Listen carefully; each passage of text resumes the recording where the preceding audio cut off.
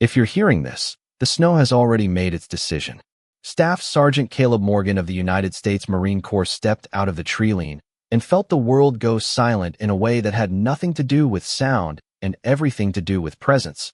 Because out here in the northern Montana backcountry, 10 miles from the nearest marked road, the wind didn't just blow, it erased, and what he saw ahead of him didn't belong in any survival report or training manual. A German shepherd standing perfectly still in the middle of a frozen clearing, its coat dusted in white frost, its posture unnaturally steady like it had been carved into the landscape instead of placed inside it, eyes locked forward without blinking, not at him, not at the trees, but at something beneath the snow. Caleb slowed his steps, boots pressing into packed ice that cracked softly under weight, his breath visible in short, controlled bursts. The kind of discipline the Corps never leaves behind, even when everything else is stripped away. And yet something about this moment didn't feel like discipline. It felt like interruption, like the world had paused mid-breath to let him catch up to something already in motion long before he arrived. The dog didn't move, didn't retreat, didn't even acknowledge him the way stray animals usually do when they're unsure whether a human means shelter or danger. Instead, it shifted slightly, just enough to block a narrow stretch of ground where the snow looked subtly different, uneven, disturbed in a pattern that didn't belong to wind or wildlife. And Caleb noticed it immediately, because Marines are trained to notice what doesn't belong before they understand why it matters. "Easy," he said quietly, voice low and steady, not as command, but as translation between two forms of survival. But the dog didn't respond to him, not with fear, not with aggression, only with a stillness that felt intentional, like a decision had already been made and nothing he did would change it. The forest around them stretched in every direction, pine trees heavy with snow leaning under invisible weight, the sky a dull steel gray that pressed down on the horizon as if trying to flatten distance itself. And somewhere deeper in that silence Caleb heard it, not with his ears first, but with recognition in his instincts, a faint, unnatural rhythm under the wind, something metallic buried beneath layers of cold. And that was when the dog finally shifted again, not away from him, but toward the ground, lowering its head just slightly, as if confirming what it already knew. Caleb stepped closer, careful not to rush, because rushing changes outcomes in places like this. And as he approached, the outline beneath the snow became clearer, not a natural formation, not a fallen branch or rock, but a shape too deliberate, too contained. And when he knelt down and brushed away the first layer of frost with his gloved hand, the truth beneath it revealed itself slowly, like something unwilling to be seen, a sealed field radio wrapped in torn black tactical fabric, weathered by time and cold, but unmistakably military in origin. Caleb froze for a moment longer than he should have, eyes narrowing not in confusion but in calculation, because equipment like this didn't end up here by accident, not this far off-grid, not buried with care instead of discarded. And as he looked back at the German shepherd, something in the dog's expression changed, not relief, not anxiety, but recognition, like the act of discovery had completed a cycle it had been waiting to finish. The wind picked up again, sweeping across the clearing in low rolling waves, and Caleb reached forward. Slowly, fingers tightening around the edge of the radio casing, feeling the cold bite through his gloves, then pulling it free from the snow as if extracting a memory rather than an object. And in that instant the dog took a single step back, no longer guarding the ground because the ground no longer needed guarding, only watching now, waiting. Caleb turned the device over in his hands, noticing scratches where identifying marks had been deliberately removed, the kind of detail that never appears in accident reports. And for the first time since arriving in the field, he felt something shift that had nothing to do with terrain or weather, because this wasn't lost equipment, it was hidden intent. And whatever message it carried had been buried here for a reason that no training exercise had ever prepared him for. He looked up at the dog again, and in the stillness between them there was no longer confusion, only alignment, as if both of them had been placed in this exact moment by something larger than chance. And when Caleb finally spoke, his voice was barely more than breath against the cold air. "What were you protecting?" But the answer, if there was one, was already waiting inside the silence of the radio he now held in his hands. The snow around Staff Sergeant Caleb Morgan of the United States Marine Corps felt different now, as if the ground itself had started to hold its breath, and the German Shepherd still had not moved from its position beside the partially exposed radio. Only now its posture had shifted in a way that suggested completion rather than protection, as if the act of discovery had already been anticipated long before Caleb ever stepped into the clearing. He lowered himself carefully beside the device, gloved hands brushing away the last thin layer of frost clinging to its edges, revealing scratches along the casing that were too deliberate to be natural wear, too precise to be accidental damage. And as he turned it slightly under the muted daylight, the weight of it felt heavier than its physical mass should allow, like it carried something unseen pressing outward from within. The dog let out a low exhale, almost imperceptible, then slowly sat down, eyes fixed not on Caleb anymore, but on the radio itself, as if it recognized the moment it had been waiting for had finally arrived. And Caleb noticed that shift with a quiet unease, because animals did not respond to objects like this unless those objects were tied to memory, conditioning, or something deeper that could not easily be explained. He glanced back toward the tree line, scanning instinctively out of habit, the forest standing still in that suffocating winter silence where even distant birds seemed unwilling to break formation. And then he looked down again at the radio, noticing the sealed battery compartment had been tampered with and resecured, not crudely, but carefully, suggesting someone had intended for this device to survive here without drawing attention. Caleb exhaled slowly, the kind of controlled breath Marines use when information begins to shift from curiosity to concern, and he reached for the side dial, hesitating for only a moment before powering it on, expecting static, expecting nothing, expecting a dead signal buried under years of cold. But instead the device responded almost immediately with a faint pulse of sound, unstable at first, like a voice trying to remember how to exist. The German Shepherd's ears twitched at the noise, head tilting slightly, and for the first time since Caleb arrived, the animal made a sound, not a bark, not a growl, but something closer to recognition, as if the frequency itself was pulling at something inside its memory. Caleb leaned closer to the radio, adjusting the dial with slow precision until the signal stabilized just enough for fragments of speech to break through the static, distorted and broken, yet unmistakably human. And what he heard made his grip tighten instinctively, not from fear, but from the weight of implication, because the transmission was not random. It was structured, coded, and urgent, repeating fragments of coordinates interwoven with warnings about compromised communication channels and internal breach protocols. The words came and went like waves through interference, never fully clear, but always returning to the same core message, that something within it. Operational structure had failed in a way that was not supposed to be possible, and Caleb felt his training immediately begin to assemble the implications before his emotions could catch up, because this was not a distress call in the conventional sense. It was a record, a final attempt to preserve truth in a place where truth had been deliberately erased. He looked at the dog again, noticing now how still it had become, almost reverent in its posture, as if listening through memory rather than hearing through ears. And Caleb found himself asking without sound whether this animal had been here when the message was first left, whether it had been trained, abandoned, or simply left behind as the last witness to something no one was supposed to recover. The radio crackled again, louder this time, pushing through the interference with a sudden clarity that cut through the cold air like a blade, and Caleb caught a full sentence, fragmented but devastating in meaning, referencing command failure and a decision that had cost lives in a way that could not be undone. And then the signal dipped again into static as if resisting its own revelation. The forest around them seemed to tighten in response, the wind dropping for a brief, unnatural stillness. And Caleb realized he was no longer just holding a device. He was holding evidence that had been buried in snow and silence for a reason, and whatever story it contained had survived longer than the people who tried to erase it. The German Shepherd shifted closer to the radio now, stopping just short of touching it, then lowered its head as if acknowledging something final. Something concluded, and Caleb understood in that moment that the dog had not been guarding an object. It had been guarding the last echo of a voice that refused to disappear.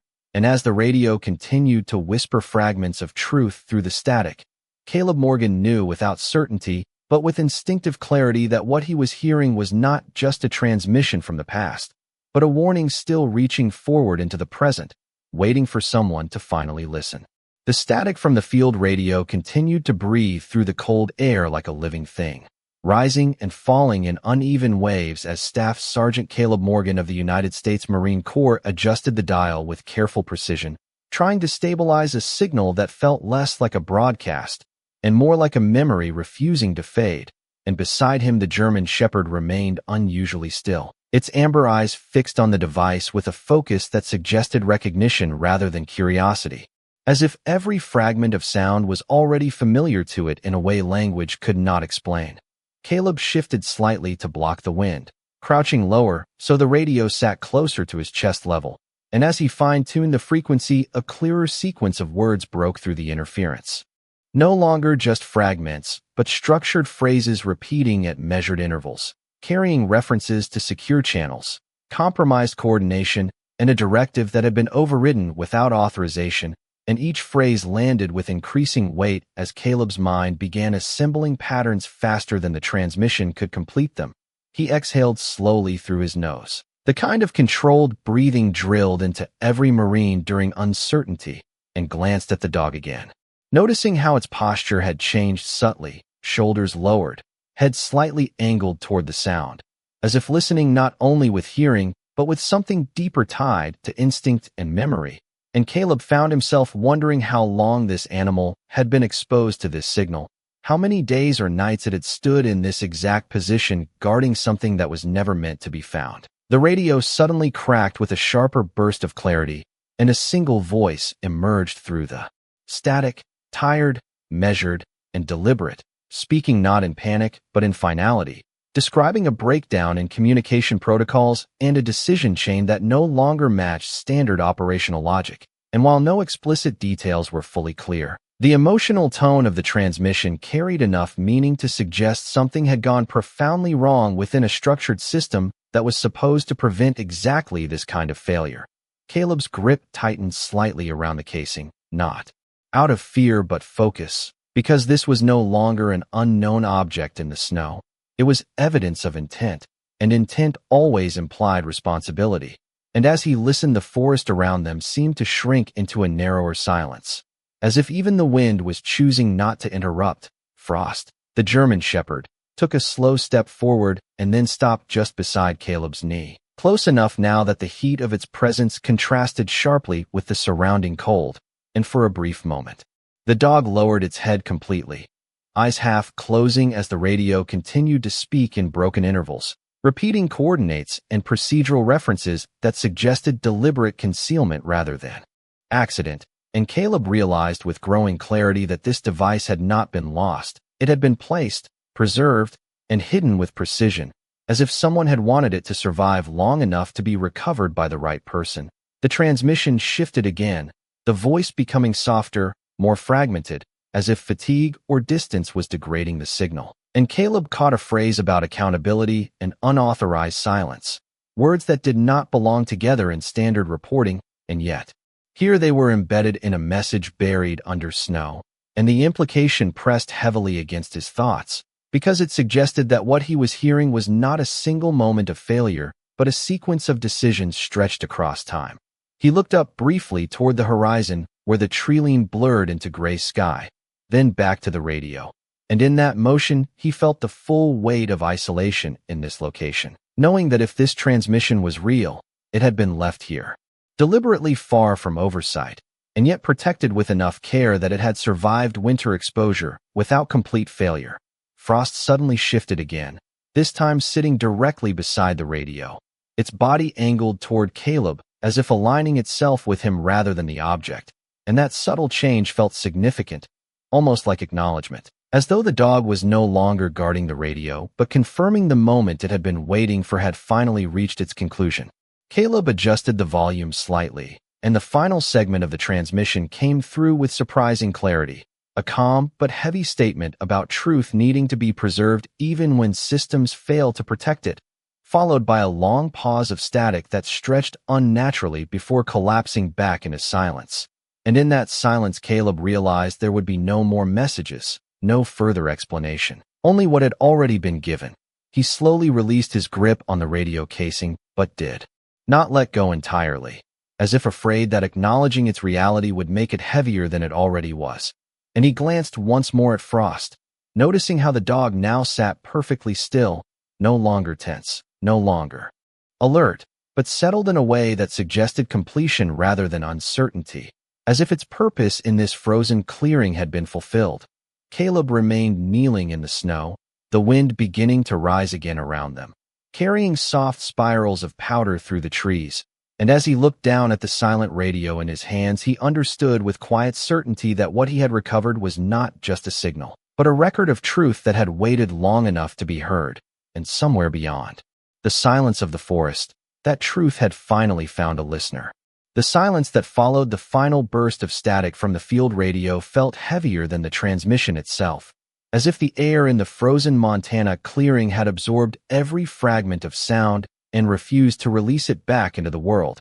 And Staff Sergeant Caleb Morgan of the United States Marine Corps remained kneeling in the snow with the device still in his hands, his gloves damp with melted frost, his breathing slow and controlled, but no longer entirely steady, because what he had just heard did not behave like a routine distress signal or an accidental recording. It behaved like something intentional, something preserved with purpose. Beside him, the German shepherd, Frost, did not move at first, its posture unchanged, eyes fixed on the radio, as if waiting for it to speak again. But the absence of sound had already shifted something in the animal's behavior, a subtle release in its shoulders, a quiet settling of weight, as though a long-standing duty had finally been acknowledged and completed. Caleb slowly rose from the kneeling position, boots pressing into the compacted snow, and as he stood, the wind returned in low sweeping currents through the trees, carrying fine particles of ice that caught faintly in the dim winter light. And he instinctively tucked the radio closer to his chest, not as protection from the cold, but as if it might still vanish if he loosened his grip. He scanned the treeline again, eyes tracking the same perimeter he had studied since arriving. But now the environment felt altered, not physically changed, but contextually redefined, as if the forest was no longer just terrain, but part of a larger concealed structure that extended beyond sight lines and map coordinates. Frost turned its head slightly toward him, then toward the direction deeper into the woods, a motion so deliberate it broke from natural canine scanning behavior and felt instead like indication. And Caleb noticed it immediately, because Marines are trained to recognize directional intent in movement when it carries meaning beyond instinct. He took a step forward without fully deciding to, and the dog responded in kind, rising smoothly and moving ahead by a few feet, then stopping again, waiting, confirming. Caleb looked down at the radio once more, then made a decision that was not fully formed as thought, but arrived as necessity, because the transmission he had intercepted contained structured references to coordinates, and those coordinates did not match any known trail markers or established navigation points in this region, which meant they were either outdated military reference data or deliberately obscured location tags. He powered the radio down carefully, listening to the faint click as the device went silent. And in that silence, he realized something critical, that whoever had hidden this device did not expect it to be recovered randomly. It was positioned to be found only by someone who followed pattern rather than chance. Frost began walking slowly ahead now, not rushing, not pulling, but guiding in short, measured intervals, pausing every 20-30 feet as if confirming Caleb's presence before continuing. And Caleb followed with cautious precision, maintaining visual awareness of terrain changes, noting how the snow depth shifted subtly in certain patches where ground elevation dipped beneath hidden rock or buried structures. The forest thickened as they advanced, tree spacing narrowing, wind dampening, sound becoming more contained, and the sense of isolation increased until even the crunch of Caleb's boots felt muted, absorbed by the environment rather than reflected back. After several minutes of steady movement, Frost stopped again, this time longer than before, and lowered its head toward a cluster of uneven snow near the base of a large pine. And Caleb immediately recognized the significance of the pause, because the formation of the snow was irregular, not shaped by wind drift, but by prior disturbance that had since been covered over by repeated snowfall. He approached carefully, crouching again, brushing away the top layer with gloved hands. And beneath it he found not another object, but a reinforced surface, partially concealed. Edges squared rather than natural, suggesting either a field concealment cover or a makeshift protective seal. And as he cleared more snow, the outline became clearer, revealing a compact access panel embedded into the ground, its surface weathered but intact. Caleb exhaled slowly, not in surprise, but in confirmation, because the radio was no longer the end point of the discovery. It was a marker, and this location was the continuation. Frost stood quietly beside him now, no longer moving forward, no longer indicating direction, only observing, as if its role had shifted from guide to witness. Caleb placed one hand on the edge of the panel and felt the cold metal beneath the snow, solid and deliberately installed, and for a moment he did not attempt to open it, because he understood the implication of what he was standing above, that this was not random wilderness concealment, but structured placement within a known but unregistered operational space. He glanced once more at the radio in his other hand, and then back at the sealed ground, and the realization settled fully into place that the transmission he had heard was not meant to be a message that ended, but a signal that led. And as the wind moved gently through the branches above, Caleb Morgan understood that whatever truth had been preserved in that static was still present here beneath the snow, waiting for the next decision to be made, not by chance, but by whoever was willing to continue listening beyond the moment the signal stopped speaking. Staff Sergeant Caleb Morgan of the United States Marine Corps stood over the partially exposed access panel buried beneath the snow, his gloved hand resting on its cold metal surface as if testing whether the ground itself would respond. And in the stillness of the Montana wilderness, the only sound that remained was the slow movement of wind through distant pine branches, a sound that no longer felt natural, but instead felt like a cover for something deliberately hidden beneath layers of time and weather. Beside him, Frost, the German shepherd, remained perfectly still, no longer guiding, no longer reacting, only observing with a quiet intensity that suggested awareness rather than instinct, as if the animal understood that the path it had led Caleb to was no longer about movement, but about revelation. Caleb shifted slightly, clearing more snow from the edges of the panel, revealing faint industrial markings worn down by frost and age, not enough to identify origin, but enough to confirm deliberate construction, and he felt a tightening in his chest that had nothing to do with cold exposure and everything to do with recognition of pattern, because nothing in this terrain naturally formed straight lines or reinforced seals beneath ground level. He exhaled slowly, scanning once more in a full circle around them, noting the absence of footprints beyond his own and the dog's, confirming that no one had passed through this exact point in recent hours, which meant whatever had been placed here had been left intentionally and left alone for a significant duration, long enough for snowfall to erase any trace of human presence. Frost suddenly shifted its weight, stepping closer to Caleb's side rather than the panel, not obstructing, not interfering, but aligning itself in a position that felt almost protective. And Caleb noticed that change because it marked the first time the dog had chosen proximity to him over proximity to the object, as if its role had transitioned from guardian of a secret to witness of its unveiling.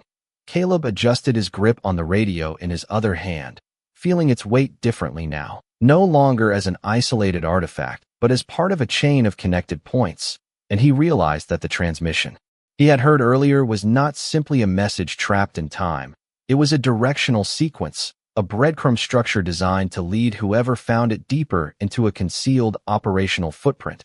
He knelt, again, brushing the remaining snow from the panel until a faint seam became visible along its perimeter, indicating it could be opened, but not without intention. And as he traced the edge with his fingers, he detected subtle resistance points, mechanical rather than natural, suggesting a locking mechanism that would require either a code or a physical override. The wind picked up slightly at that moment, moving through the trees in a long, low wave that passed over the clearing and then faded. And in that brief shift in air pressure, Frost lowered its head again toward the panel, not with urgency, but with finality, as if confirming that this was the endpoint of its duty. Caleb paused, studying the dog for a moment, Noticing the absence of tension in its body, the absence of searching behavior, replaced instead by stillness that carried the weight of completion. And he found himself wondering not for the first time how long this animal had been in proximity to this hidden structure. Whether it had been placed here, trained here, or simply left behind as the last living connection to something that no longer existed in official record. He returned his attention to the panel and pressed lightly along one edge, feeling a faint mechanical click beneath the frost layer. Not a full release, but a confirmation that the system was still active in some dormant form. And that realization shifted the situation again from abandoned relic to maintained concealment. Caleb stood slowly, stepping back half a pace, recalibrating his approach, because opening something like this in uncontrolled conditions without knowing its full context was not a procedural action. It was a decision with consequences beyond immediate observation, and he understood that fully even without knowing what lay beneath. Frost remained motionless, eyes now shifting briefly from the panel to Caleb, then back again, as if waiting for authorization rather than direction, and in that subtle exchange Caleb felt something unusual, not command structure, not hierarchy, but alignment of intent, as if both man and animal had arrived at the same point through different forms of awareness. He lowered the radio to his side and looked out toward the surrounding forest once more, taking in the quiet expanse of snow-covered terrain that stretched beyond visibility. And he realized that whatever truth had been carried through the signal, whatever voice had broken through static and distance, had not ended at the moment of transmission. It had continued forward into physical space, anchored here beneath the snow, waiting for discovery. Caleb returned his focus to the panel, placing both hands near its edge, not opening it yet, but preparing for the next action. And as he stood in that frozen silence with Frost beside him, he understood that the moment he chose to proceed would not simply reveal what was hidden below. It would confirm that everything he had heard so far was only the surface layer of something far larger and far more deliberate than a lost message in the cold. Caleb Morgan of the United States Marine Corps stood motionless for a moment longer over the sealed ground panel, the cold metal beneath his gloves carrying a stillness that felt heavier than the surrounding snow. And as he exhaled slowly into the frozen air, he became aware of how absolute the silence had grown, not just around him, but within the structure of what he was trying to understand. As if the forest itself had reached a point of observation rather than environment, Frost remained close by his side now, no longer acting as guide or guardian, but as presence, positioned slightly behind Caleb's left shoulder in a way that suggested alignment rather than direction. And that subtle change carried meaning that Caleb could not ignore, because everything up to this moment had been defined by behavior that was purposeful rather than random. He lowered himself again, brushing away the last uneven layer of snow from the panel seam, and as more of the surface became visible he noticed a faint indentation pattern along the edge, consistent with a pressure lock system that would only respond under specific conditions. And that realization forced him to pause, because it meant the structure was not simply abandoned. It was maintained in a dormant state designed to resist casual entry. The radio, in his other hand, felt heavier now, not physically but symbolically, as if it had shifted from being a recovered object to a key that belonged to something larger. And he turned it slightly, studying its casing one more time for markings. But the scratches and removed identifiers still gave no clear origin, only intent. Frost suddenly lifted its head, not toward Caleb, not toward the panel, but toward the surrounding tree line, and held that position for several seconds, and Caleb immediately followed that line of attention, scanning the perimeter with sharpened awareness, expecting movement that never came.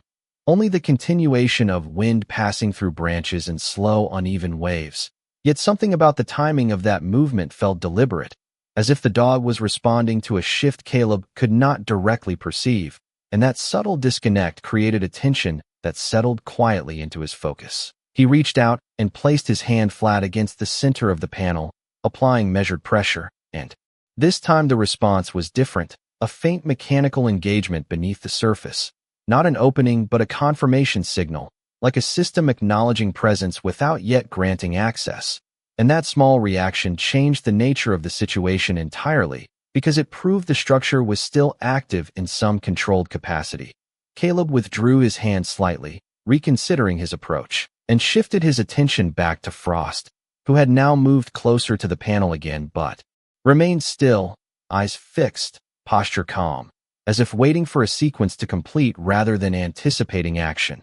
The forest around them remained unchanged visually, but Caleb's perception of it had shifted, every sound now measured against possibility rather than certainty, every silence holding potential meaning, and he found himself mentally reconstructing the earlier transmission fragments again, trying to align the coordinates and coded references with the physical terrain they were standing on. Slowly, a pattern began to form in his mind, not complete but directional, suggesting that the radio signal had not simply been hidden here, it had been anchored to a physical node, and this panel was likely one of several points within a broader concealed network. He took a step back, creating space between himself and the ground structure, and in that moment Frost also shifted, mirroring his repositioning with quiet synchronization, and Caleb noticed that the dog's behavior was no longer reactive but anticipatory, as if it understood that the next decision did not belong to instinct but to choice.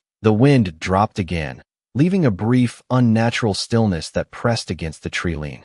And Caleb felt the weight of that silence settle differently than before, no longer empty but expectant, as if the environment itself was holding position until the next action was taken.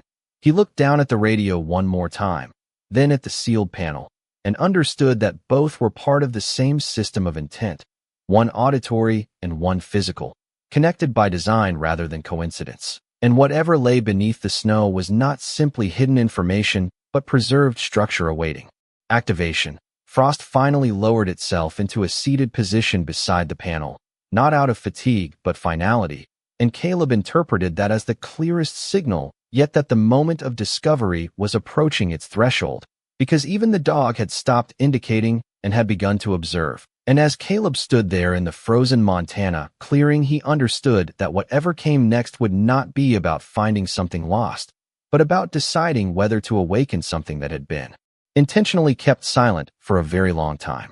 Caleb Morgan of the United States Marine Corps remained standing in the frozen Montana clearing with the sealed ground panel partially exposed beneath layers of disturbed snow.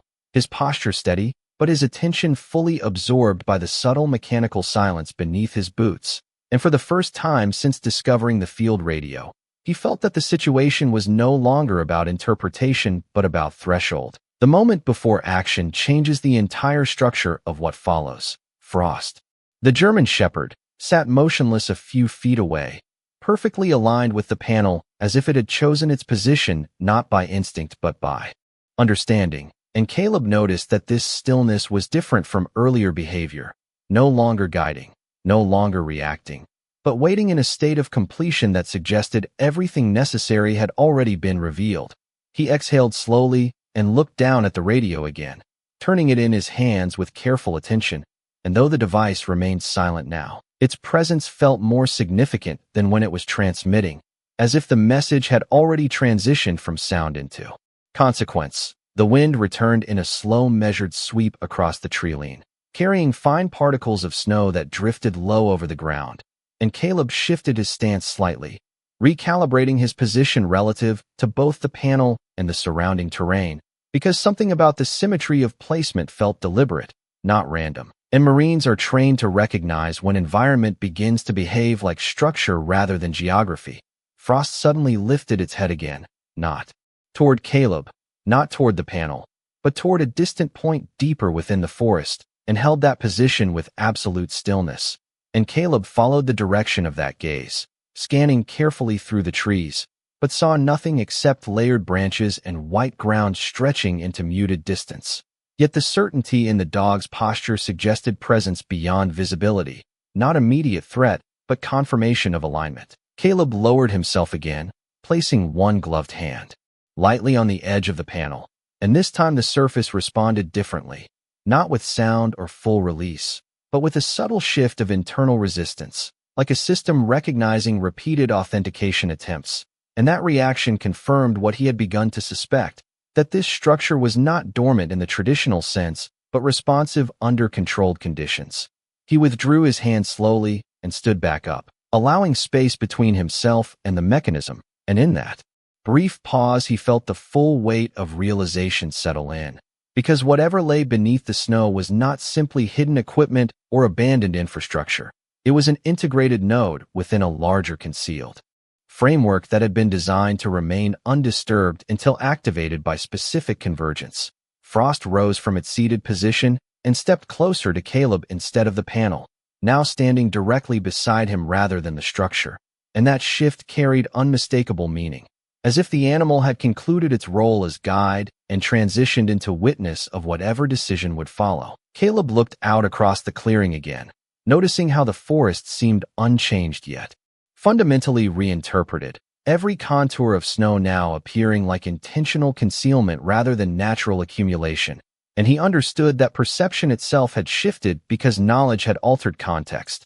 He checked the radio one final time, running his thumb along its cold casing, and realized that the fragments he had heard earlier were no longer isolated communication, but part of a structured transmission chain that connected sound to location and location to mechanism, and mechanism to decision. The silence around them deepened again, not empty but expectant, and Caleb became aware that even the smallest movement now felt amplified in significance, as if the environment was recording intent rather than action. Frost remained perfectly still at his side, no longer indicating direction, no longer reacting to stimulus, only existing in parallel awareness. And Caleb found that unusual stillness more telling than any earlier behavior, because it suggested that the purpose of arrival had already been fulfilled. He took a slow step back from the panel, then another, creating distance not out of caution alone, but out of necessity to understand the full context of what he was standing over. And as he did, the realization settled fully into place that the signal he had recovered, the voice he had heard, and the structure beneath the snow were not separate elements, but parts of a single preserved system designed to survive long enough for discovery by the right sequence of events. Caleb finally lowered his gaze, no longer studying the mechanics beneath the ground but acknowledging the weight of what it represented. And in that quiet, frozen moment, he understood that the truth he had intercepted was no longer contained within the radio or the panel. It now existed between them, waiting for the next deliberate choice to determine whether it would remain buried in silence or continue into the open world beyond the forest. Caleb Morgan of the United States Marine Corps stood in the frozen Montana clearing without moving, his attention no longer divided between the sealed ground panel and the silent field radio, but fully centered on the realization that both objects were part of the same deliberate structure of concealment. And in that stillness, he felt a shift that went beyond investigation and entered the realm of consequence. Because what had begun as a recovered transmission had now expanded into something physically anchored beneath the snow. Frost, the German shepherd, remained at his side in absolute stillness, no longer indicating direction or reacting to stimulus, but simply existing in a state of completion, as if its purpose had already been fulfilled and there was nothing left to guide, only something left to observe. Caleb slowly stepped back from the panel, increasing the distance between himself and the ground structure. And as he did, the wind moved through the trees in a long, low pattern that carried fine snow across the clearing, briefly softening the edges of the exposed metal before revealing them again. And he noticed how the environment itself seemed to reassert neutrality, as if it had been holding its configuration for the moment of discovery and now returned to indifference. He looked down at the radio in his hand, turning it once more, and though it remained silent, its significance had changed again, no longer functioning as a source of information, but as a completed link in a chain that extended beneath the terrain, connecting signal to structure, structure to intent, and intent to a decision that had been delayed rather than lost. Frost shifted slightly, not toward the panel this time, but closer to Caleb, aligning itself beside him rather than the object, and that small movement carried an unmistakable sense of finality, as if the dog had completed every role it was meant to play within this moment, and was now simply present as witness to what followed. Caleb exhaled slowly, scanning the treeline once more, but nothing in the environment changed, no movement, no sound beyond the wind. Yet the absence of change felt intentional, as if the forest itself had settled into observation rather than concealment. He lowered the radio slightly and took another step back, then another, creating a wider perimeter between himself and the panel. And as he did, he mentally reconstructed every fragment of the transmission he had recovered, every coded reference, every broken phrase, and the pattern that emerged was no longer ambiguous. It was directional, indicating that the structure beneath the snow was part of a distributed system designed to remain inactive until multiple conditions aligned. Frost remained perfectly still, head level, eyes forward, and Caleb found that stillness more revealing than any earlier behavior, because it suggested that there was nothing left to detect, only something left to acknowledge. He looked down at the sealed panel again, its edges barely visible beneath the remaining frost, and for a brief moment, he considered the implications of opening it here, in isolation, without support or verification, because whatever lay beneath was not merely physical infrastructure, but preserved information tied to a chain of events that extended beyond this clearing. The wind dropped suddenly, creating a silence so complete that even the faint sound of fabric shifting against his gear felt amplified, and in that silence Caleb understood that the moment of discovery had already passed, replaced now by the moment of decision, because the system he was standing over was not waiting to be found anymore. It was waiting to be interpreted. Frost finally sat down again, not with urgency or alertness, but with calm certainty. And Caleb recognized that posture as the final confirmation that the guide phase of this encounter had ended, leaving only the question of what he would choose to do next with what had already been revealed beneath the snow. And as he stood alone in the frozen Montana clearing, holding a silent radio connected to a sealed structure beneath his feet, he understood that the truth here was no longer hidden. It was simply unfinished. Caleb Morgan of the United States Marine Corps stood alone in the frozen Montana clearing with the silent field radio lowered in one hand and the partially exposed ground panel at his feet. And for the first time since the discovery began, there was no further signal, no hidden transmission, and no guiding behavior from Frost, the German Shepherd, which now sat several feet away in complete stillness, as if the entire sequence of events had reached its natural conclusion and nothing remained except acknowledgement. The wind moved gently through the pine branches surrounding them, carrying thin streams of snow that drifted across the exposed metal seam of the panel and then vanished into the uneven ground. And Caleb realized that the environment no longer felt like it was concealing anything, but instead like it had simply returned to being what it always was, a quiet expanse of terrain that had temporarily held a secret and now released it into awareness. He slowly straightened his posture, taking in the full perimeter of the clearing one final time, noting the absence of movement, the absence of sound beyond natural wind patterns, and the absence of any additional indicators that would suggest further hidden structures nearby. And that absence itself felt like confirmation rather than emptiness. Frost remained seated, head level, eyes forward, not toward the panel, not toward the radio, but toward Caleb, and that subtle shift in focus carried a meaning that no longer pointed outward but inward, as if the role of witness had been fully transferred from environment to presence. Caleb looked down at the radio in his hand again, turning it slightly, feeling its weight differently now, not as an artifact of discovery, but as a completed record of something that had already fulfilled its purpose. And he understood that the fragments he had heard earlier were not meant to continue indefinitely, but to end precisely at the point where interpretation became possible. He stepped forward once, then paused, standing directly over the edge of the panel, and for a brief moment he considered what remained beneath it, not as a mystery to be solved immediately, but as a system that had already done what it was designed to do, which was to survive long enough to be found by someone who would understand its implications. The forest around them remained unchanged, but Caleb's perception of it had settled into clarity. Every tree line, every slope of snow, every distant shadow now registering as simple geography rather than concealment, and that distinction marked the end of uncertainty.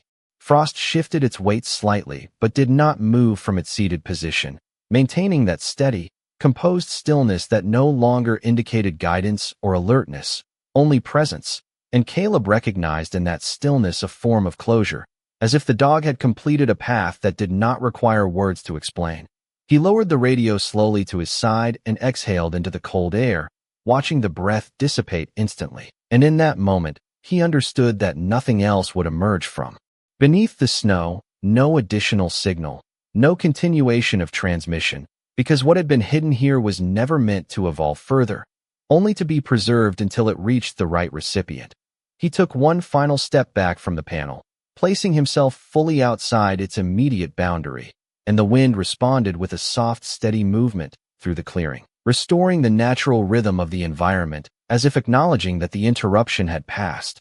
Frost finally stood, not abruptly, but with calm intention, and took a single step closer to Caleb, aligning itself beside him rather than the ground structure. And in that simple movement, there was no more direction left to give, only shared understanding of what had already been uncovered. Caleb looked once more at the sealed panel beneath the snow, then out toward the tree-line beyond it. And as he stood there in the quiet expanse of Montana wilderness, he understood that the truth buried beneath his feet was no longer hidden, no longer waiting, and no longer speaking, because it had already completed the only purpose it ever had, which was to be found.